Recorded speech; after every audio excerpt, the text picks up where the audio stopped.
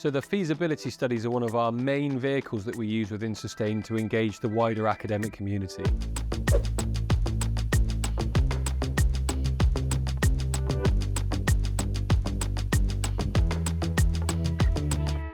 So of course we have a wide range of discussions and we make connections between steel industry and academic partners supporting the steel industry to people in other areas who also kind of want to join the fight to decarbonise the steel industry. In a lot of cases they're going to need some resources to be able to do that. For the feasibility studies we basically award small pots of funding of around £60,000 to £65,000, and the idea of those is that we pump prime a little bit of activity, draw somebody who wouldn't normally be working with the sector in to work with the hub, and then they complete a small piece of research which allows them to get some preliminary findings that they can then take on to work in the future with the steel industry, derive more funding and try and push that forward.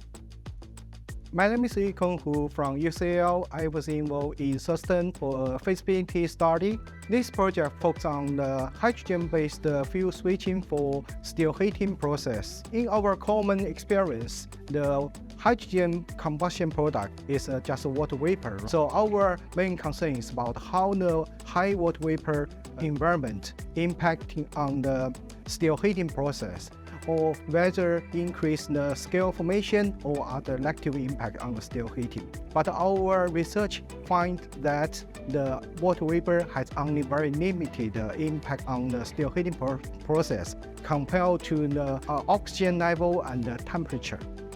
If without Sustain, we are difficult, for me, very difficult to establish the connections with UK steel manufacturers. That's the main advantage that Sustain can provide to us.